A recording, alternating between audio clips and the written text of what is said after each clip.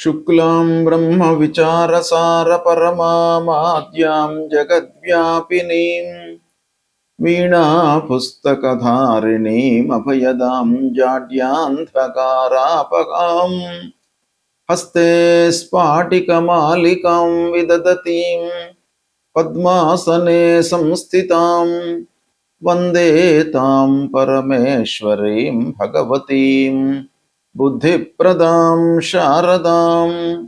श्री महागणाधिपतये नमः। श्री महासरस्वत्यै नमः। श्री गुरुभ्यो नमः। శని సంచారము 26 జూలై 2026 ఆదివారం రాత్రి 1 గంట నుండి 10 డిసెంబర్ 2026 గురువారం రాత్రి తెల్లవారుజామున 5:30 మధ్య కాలంలో శని గ్రహము వక్రరీత్యా మీనరాశిలో సంచరిస్తున్నాడు కనుక సాధారణ సంచారంతో పోల్చినట్టయితే వక్రరీత్యా సంచరిస్తున్నటువంటి సమయంలో ద్వాదశ రాసుల వారికి విభిన్నమైనటువంటి గోచార ఫలితాలు ఉంటాయి.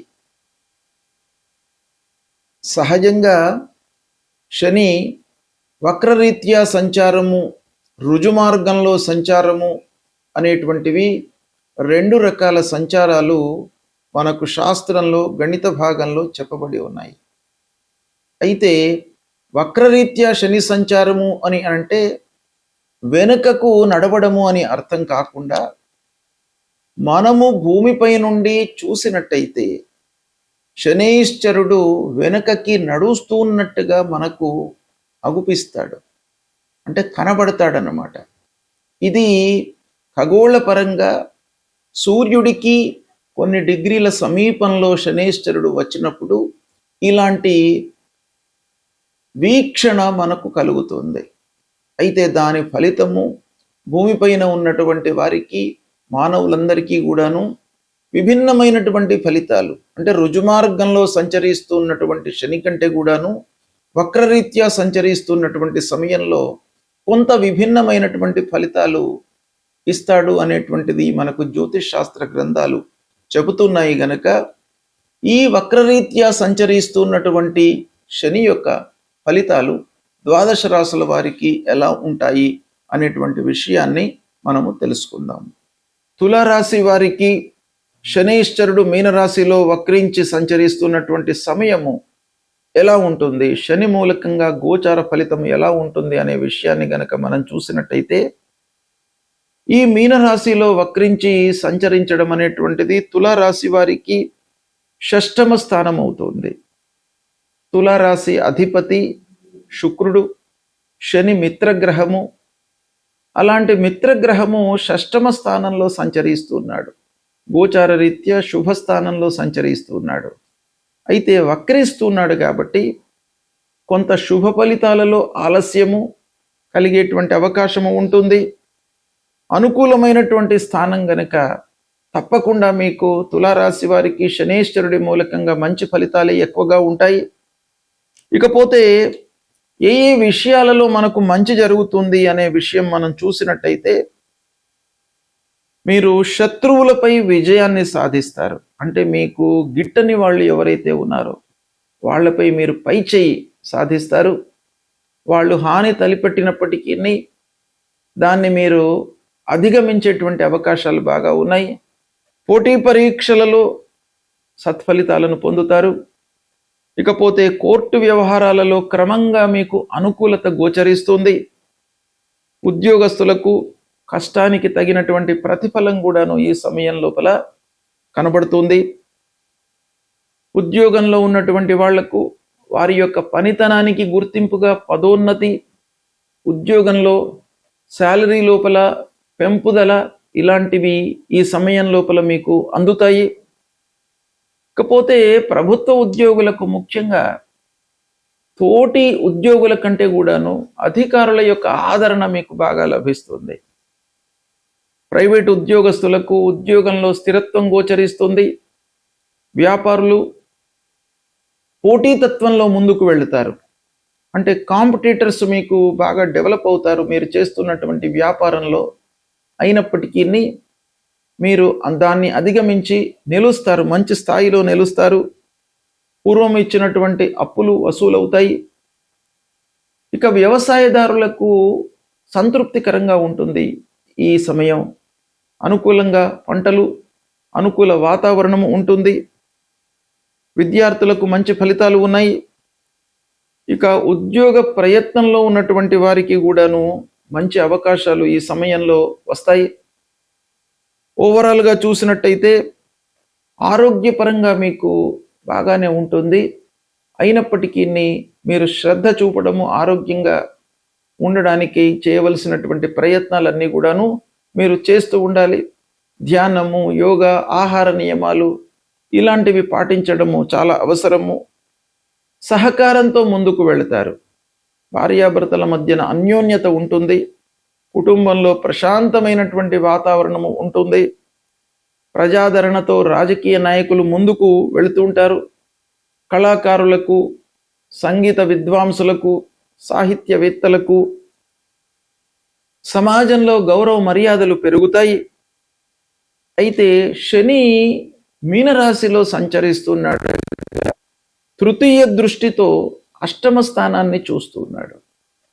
కనుక కొన్ని విషయాలలో మనం ఊహించిన దానికి భిన్నంగా అప్పుడప్పుడు ఫలితాలు కలిగే అవకాశాలు ఉన్నాయి. కాబట్టి మీరు నిరుత్సాహపడకుండా ఆత్మవిశ్వాసంతో ముందుకు వెళ్ళడం చాలా అవసరము. ఖర్చులు మట్టుకు బాగా పెరిగే అవకాశాలు ఉన్నాయి. దాన్ని నియంత్రించుకోండి, తగ్గించుకోండి. చేతిలో ఉన్నటువంటి డబ్బును, ఆదాయాన్ని బేరీజ్ వేసుకొని ఖర్చులను మీరు నియంత్రించుకోండి. ధైర్యము, సాహసము, పట్టుదల అనేటువంటిది ఈ సమయంలో మీకు చాలా అవసరము. ఓవరాల్గా మనం చూసినట్టయితే మీనరాశిలో వక్రించి శనీశ్వరుడు సంచరిస్తున్నటువంటి సమయం తులారాశిలో జన్మించినటువంటి వారికి బాగా అనుకూలిస్తుంది. ఈ సమయాన్ని సద్వినియోగపరుచుకోండి. శనీశ్వరుడు మీనరాశిలో వక్రించి సంచరిస్తున్నటువంటి సమయంలో ఆయా రాశుల వారికి గోచార రీత్యా 1, 2, 4, 5, 7, 8, 9, 10, 12 స్థానాలలో ప్రతికూలమైనటువంటి ఫలితాలను ఇస్తాడు. కాబట్టి శనీశ్వరుడి నిమిత్తమై కొన్ని పరిహారాలు చేసుకోవడము, మన పరిధిలో ఉన్నంత వరకు ఆలోచన విధానంతో ముందుకు వెళ్ళడము, సమయస్ఫూర్తితో నిర్ణయాలు తీసుకోవడము, ఆత్మవిశ్వాసంతో ఉండడము చాలా ముఖ్యమైనటువంటి పనులు. కాబట్టి పరిహారము మనము ఏం చేసుకోవాలి అంటే భగవంతుడి యొక్క అనుగ్రహం కొరకై మనం చేయవలసినటువంటి కర్తవ్యం ఏంటి అని అంటే మీరు ప్రతినిత్యం కూడాను శనీశ్వరుడికి సంబంధించినటువంటి మూల మంత్రాన్ని జపించండి.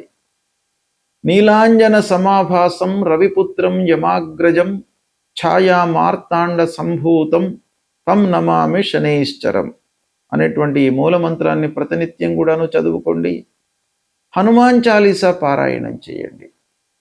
ఆంజనేయ స్వామి మూలకంగా, హనుమత్ దర్శనం మూలకంగా మీ లోపల ఒక ధైర్య సాహసాలను మీకు ఆ భగవంతుడు ఇస్తాడు. కనుక ప్రతినిత్యం కూడాను ఆంజనేయ స్వామి దేవాలయానికి వెళ్ళి దర్శించుకోండి. తద్వారా శనీశ్వరుడి మూలకంగా సంభవించేటువంటి దుష్పరిణామము మీకు దూరమవుతుంది. ఇవి చేసినట్టయితే శనీశ్వరుడు మీనరాశిలో వక్రించి సంచరిస్తున్నప్పటికీ మీ లోపల ఆత్మవిశ్వాసం పెరుగుతుంది.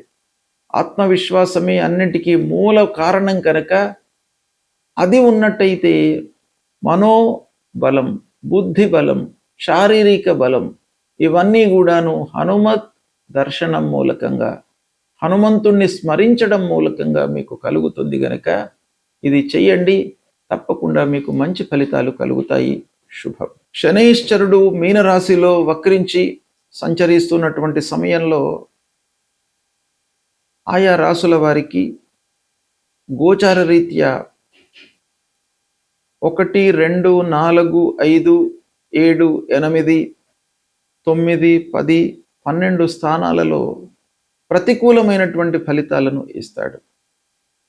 కాబట్టి శనైశ్చరుడి నిమిత్తమై కొన్ని పరిహారాలు చేసుకోవడము, మన పరిధిలో ఉన్నంత వరకు ఆలోచన విధానంతో ముందుకు వెళ్ళడము, సమయస్ఫూర్తితో నిర్ణయాలు తీసుకోవడము, ఆత్మవిశ్వాసంతో ఉండడము చాలా ముఖ్యమైనటువంటి పనులు. కాబట్టి పరిహారము మనము ఏం చేసుకోవాలి అంటే, భగవంతుడి యొక్క అనుగ్రహం కొరకై మనం చేయవలసినటువంటి కర్తవ్యం ఏంటి అని అంటే, మీరు ప్రతినిత్యం కూడాను శనైశ్చరుడికి సంబంధించినటువంటి మూలమంత్రాన్ని జపించండి. నీలాంజన సమాభాసం రవిపుత్రం యమాగ్రజం ఛాయా మార్తాండ సంభూతం తం నమామి శనైశ్చరం అనేటువంటి ఈ మూలమంత్రాన్ని ప్రతినిత్యం కూడాను చదువుకోండి. హనుమాన్ చాలీసా పారాయణం చేయండి. ఆంజనేయ స్వామి మూలకంగా, హనుమత్ దర్శనం మూలకంగా మీ లోపల ఒక ధైర్య సాహసాలను మీకు ఆ భగవంతుడు ఇస్తాడు. కనుక ప్రతినిత్యం కూడాను ఆంజనేయ స్వామి దేవాలయానికి వెళ్ళి దర్శించుకోండి. తద్వారా శనైశ్చరుడి మూలకంగా సంభవించేటువంటి దుష్పరిణామము మీకు దూరమవుతుంది. ఇవి చేసినట్టయితే శనైశ్చరుడు మీనరాశిలో వక్రించి సంచరిస్తున్నప్పటికీ మీ లోపల ఆత్మవిశ్వాసం పెరుగుతుంది. ఆత్మవిశ్వాసమే అన్నిటికీ మూల కారణం కనుక అది ఉన్నట్టయితే మనోబలం, బుద్ధి బలం, శారీరక బలం ఇవన్నీ కూడాను హనుమత్ దర్శనం మూలకంగా, హనుమంతుణ్ణి స్మరించడం మూలకంగా మీకు కలుగుతుంది. గనక ఇది చెయ్యండి, తప్పకుండా మీకు మంచి ఫలితాలు కలుగుతాయి. శుభం.